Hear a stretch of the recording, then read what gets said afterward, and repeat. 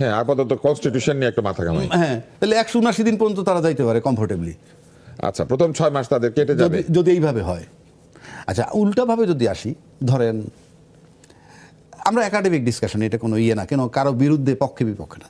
নির্বাচনটা হয়ে গেল, নির্বাচন হয়ে যাওয়ার পর সংসদ সদস্য হইল, একই সময়ে কিন্তু অলিখিতভাবে আপনি গণভোট যেহেতু আনছেন, তাইলে এরা গণপরিষদের লোকও হয়। হ্যাঁ, ন্যাচারালি।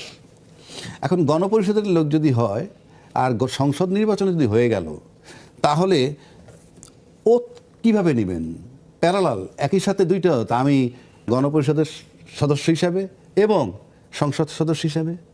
নিশ্চয়ই না, আমি জানি না। এই জটিলতাটা কিন্তু আসবে।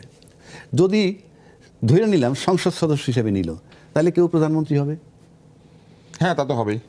প্রধানমন্ত্রী যদি হয়ে যান, সেই প্রধানমন্ত্রী চলবে কি হিসাবে? কোন সংবিধান দিয়ে চলবে? মানে যে সংবিধান চালু আছে সেই সংবিধান চালু নাই তো। কেন আমি বলি, আমরা একাডেমিক, মানে এখানে লড়াই করতে আসিনি। তো কেউ যদি কোর্টে যায় গিয়ে বলে কোন সংবিধান চালু আছে, আমি সেটাই বলতেছি।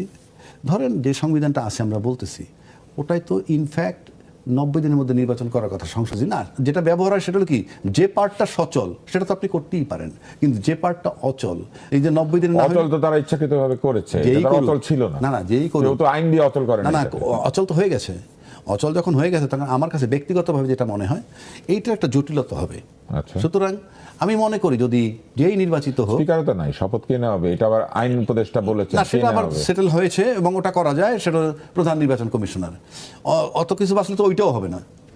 তো আমার কাছে যেটা ব্যক্তিগতভাবে মনে হয়, যে যদি আমরা এটাকে টিকাইতে চাই, নির্বাচনটাকে সুন্দরভাবে, তাইলে 180 দিনের চিন্তা না করে খুব দ্রুত গণপরিষদের সদস্য হিসেবে বা সংবিধান সংস্কার পরিষদের ইয়ে হিসাবে কইরা, আমার কাছে মনে হয় ওটাকে করে তারপরে সংসদে ঢুকে গেলে হয়। তা নাহলে আপনি 180 দিন যে চলবে, এই 180 দিন তাহলে উচ্চকক্ষ থাকবে না, নিম্নকক্ষ থাকবে না, মানে বিষয়টা কেমন একটা জটিল।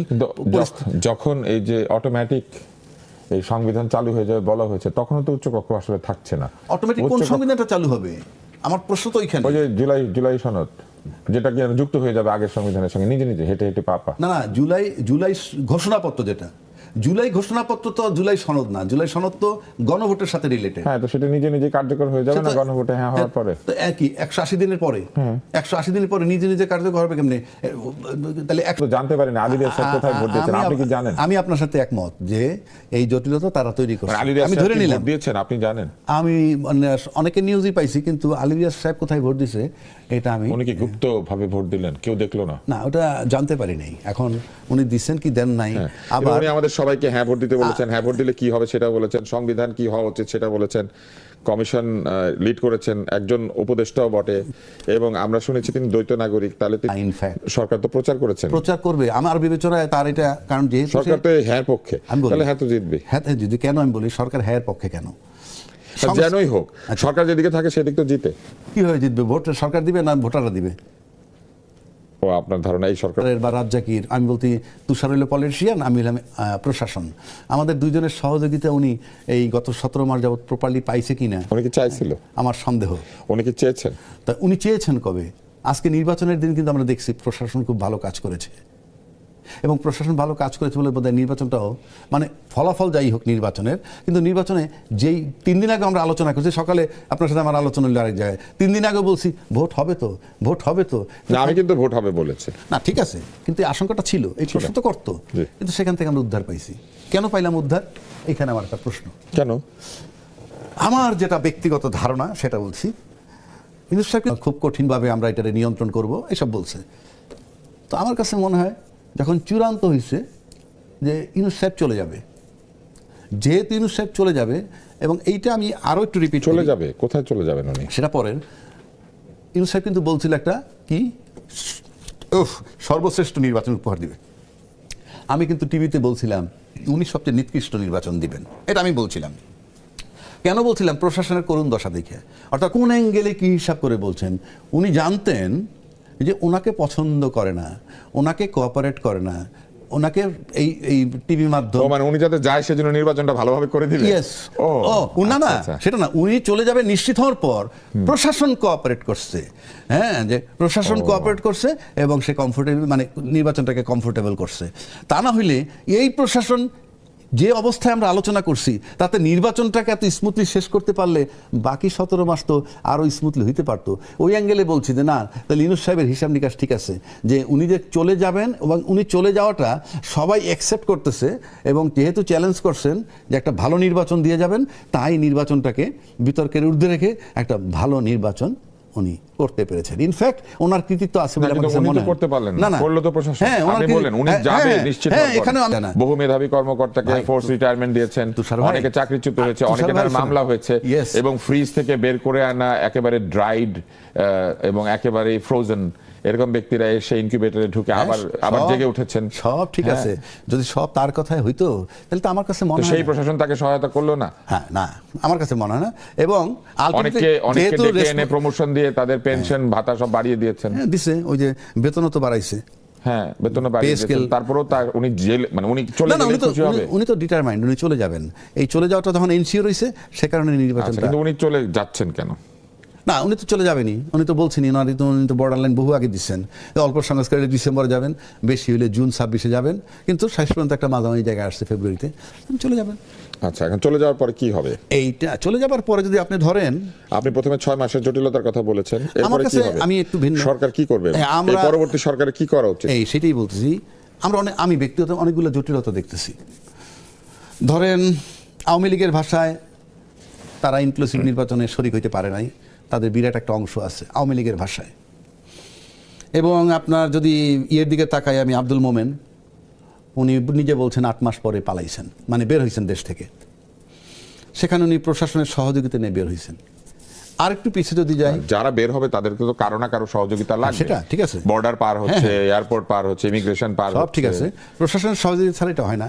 সেটা হচ্ছে মেইন আলোচনা না। মেইন আলোচনা যে কি হবে পরবর্তীতে। আপনি কি মনে আছে যে আওয়ামী লীগ নিষিদ্ধ করার একটা কথা বলছিল ছাত্ররা? হ্যাঁ, স্থগিত হয়েছে। না, নিষিদ্ধ, দলটাকে নিষিদ্ধ করার কথা বলা হয়েছিল। সেই দলটাকে কিন্তু নিষিদ্ধ করা যায় নাই। কেউ কেউ বলছেন, রাজনৈতিক দলই বলছে যে এভাবে নির্বাহী আদেশে দল নিষিদ্ধ করার পক্ষপাতী আমরা না, জনগণ চাইলে সেটা হবে অন্য, মানে লিগ্যাল পদ্ধতিতে, এটা বলছে। এটার অর্থ কিন্তু আপনার যৌক্তিকভাবে যদি বলেন, আইনগতভাবে বলছে ঠিক আছে, কিন্তু বন্ধ তো আর কোনো রাজনৈতিক দলে করতো না, বন্ধটা করতো কিন্তু এই সরকার। নিষিদ্ধ কিন্তু তারপরেও যেটা আইনি প্রসেসের মধ্যে হয় না, সেটা তো চ্যালেঞ্জ করা যায়। সেটাই বলতেছি আমি। নিষিদ্ধ যদি করতো তাহলে তো আমার উপরে বর্তাইতো না, আমি তো একটা দল, বর্তাইতো তো সরকারের উপর। কিন্তু আমি যখন এটাকে রাজি হলাম না, তখন কি হইল, একটা মধ্যবর্তী জায়গায় সরকার গেল। সেটা কি, দল নিষিদ্ধ করলাম না, এতে খুশি থাকলো বড় দল, আর কার্যক্রম স্থগিত রাখলাম, তাতে খুশি হইল যারা আপত্তি করছিল, এনসিপি। একটা মাঝামাঝি জায়গায় গেছে। এখন প্রবলেমটা কোন জায়গায়? প্রবলেমটা কিন্তু অলরেডি আব্দুল মোমেন সাহেব বলছে, আমাদের মতো এত বড় একটা দলকে বাইরে রেখে, ভোটের বাইরে রেখে নির্বাচন করলে সেটা ইনক্লুসিভ নির্বাচন হবে না, এবং আমরা সেটা মেনে নিব না। এবং আমরা বাইরে বসে কাজ করছি, আমরা বিভিন্ন সংস্থার সাথে, বিভিন্ন রাষ্ট্রের দূতাবাসের সাথে, বিভিন্ন রাষ্ট্রের সাথে আমরা কথা বলছি। মানে আমি কেন বলছি যে আলটিমেটলি এই বিষয়টা আসবে। দ্বিতীয় সমস্যা হচ্ছে, এবং আমি শিওর, এবং এখন দলকে স্থগিত করে রেখে যে নির্বাচনের বাইরে রাখা হচ্ছে, আপনি মনে করছেন আওয়ামী লীগ এটাকে কাজে লাগাবে? আওয়ামী লীগ এটা কাজে লাগাবে, কারণ ইতিমধ্যে আপনি নিজেও জানেন মিডিয়ায় কথাটা। এরপরের সমস্যা কি? আচ্ছা, এইটা যদি আসে, এইগুলো একটা সমস্যা। এখন এইটা আপনি সমস্যা নাও হতে পারে যদি তুষার হইল আওয়ামী লীগ, রাজ্যে কি আওয়ামী লীগ, ঠিক আছে? আচ্ছা, না, এক্সাম্পল দিচ্ছি, মনে করেন মোমেন সাহেব, আচ্ছা মোমেন সাহেব আওয়ামী লীগ। এখন মোমেন সাহেবের জায়গাটা যদি তুষার দখল করতে পারে, তাহলে তো মোমেন সাহেবের প্রয়োজন নাই। হরিঘণ্টা জায়গা দখল করা সম্ভব? আমি বলছি আওয়ামী লীগ যেটা করলে পরে দল সহ পালা যেত না, সেটা বলছি না। আওয়ামী লীগ যে সমস্ত কর্মকাণ্ড যে স্টাইলে করত, আওয়ামী লীগের যে শক্তি ছিল, যেভাবে ছিল, সেই জায়গাটা যদি কোনো দল এসে নিতে পারে এবং সেই জায়গাটা যদি থাকতে পারে ঠিক মতো, তাহলে কোনো সমস্যা হবে না। আর যদি সেখান থেকে 19-তে 20 হয়, তাহলে ওই আওয়ামী লীগ ওই অস্ত্র নিয়ে বাজারে নামবে। মানে এই যে তারা কেন নাই, তাদেরকে বাদ দিয়ে নির্বাচন কেন করা হইলো, অপরাধীদের বিচার হইতো, আমাদের অন্যান্য ভোটাররা তো ইয়ে না, সেই আন্দোলনটা আসতে পারে। এবং ওই আন্দোলন যদি ঠেকাইতে হয়, তাহলে আওয়ামী লীগের গুণান্বিত হয়ে ক্ষমতায় থাকতে হবে। এখন এই ক্ষমতায় থাকতে গিয়ে আরেক সমস্যা তৈরি হতে পারে। সেটা নানান পদের সমস্যা, জনগণ কিভাবে নিবে, অন্যান্য দল কিভাবে নিবে, অন্যান্য জোট কিভাবে নিবে। কারণ আমি যদি একই গুণাগুণ পরবর্তী সরকারের কাছ থেকে পাই, তাহলে তো আবার একটা চিন্তা ভাবনা করতে পারে। আপনি মনে করেন এত তাড়াতাড়ি আবার এত তাড়াতাড়ি বলছি না, এটা আমি আবার বললাম। উত্তেজনা, আবার আন্দোলন এসব হতে পারে এত তাড়াতাড়ি? না না, এত তাড়াতাড়ি বলছি না, এটা আসুক সরকার 2-4 সমার যাক, তারপরে উঠতে পারে। তাহলে এটা একটা তৃতীয় সম্ভাবনা। সম্ভাবনা এরপরে কি কোনো ভালো সম্ভাবনা নাই? যেগুলি ধরেন আপনি প্রবলেম বললেন, কিন্তু এই সরকারের সামনে অপরচুনিটিও নিশ্চয়ই আছে। না, আমরা জনগণ যেটা চায়, সামনে যে সরকার আসবে সে কিন্তু জনগণের এই মুহূর্তে যে চাওয়া পাওয়া, সেই ব্যাপারে সুস্পষ্টভাবে কেউ কি কিছু বলেছে কিনা আমার জানা নাই। যেমন বিডিআর হত্যার বিচার হবে কিনা, রোহিঙ্গা প্রত্যাবাসন করব, রোহিঙ্গা ফেরত পাঠাবো, তারপরে আরও যদি বলি শাপলা চত্বরের হত্যার বিচার, আয়নাঘরের বিচার, সুস্পষ্টভাবে কেউ কিছু বলেননি, একেবারেই বলেননি। বলছেন যে ডেভেলপমেন্ট ওয়ার্ক করতে গিয়ে দুর্নীতি করেছেন। হ্যাঁ, ফাইন, দুর্নীতি হয়েছে, এটা কিন্তু মাঠ পর্যায়ের কর্মীও জানে। কিন্তু এই মেগা প্রজেক্ট করতে গিয়ে যে মেগা দুর্নীতি হয়েছে সেটার বিচার আমরা করব, কথার কথা বলছি, এটা কিন্তু কেউ বলেননি। কিংবা চাঁদাবাজি নিয়ে কথা উঠছে, ফ্রম ডে ওয়ান চাঁদাবাজি বন্ধ থাকবে, এটা বলেনি। মানে এই কথাগুলো আমি প্রত্যাশা করছিলাম, কিন্তু বলেনি। আমি জানি না কি হবে। আপনি জানেনই না কি হবে? কি হবে জানি না তো সামনে। আচ্ছা, এবার আমাকে আরেকটা জিনিস বলেন, যে এই যে তরুণদের রাজনীতির ভবিষ্যৎ আপনি কি দেখছেন? কারণ তরুণরা তো শেষ পর্যন্ত এককভাবে দাঁড়াতে পারলো না, মানুষের কাছে এককভাবে আসতে পারলো না।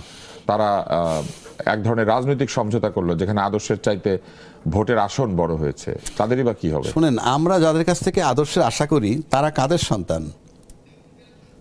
আমাদেরই। আমাদের সন্তান, আমাদের না নাতি আমাদের। তা খাচ্ছ তো আমগুলোই পাইব। সুতরাং আমরা কি করছি?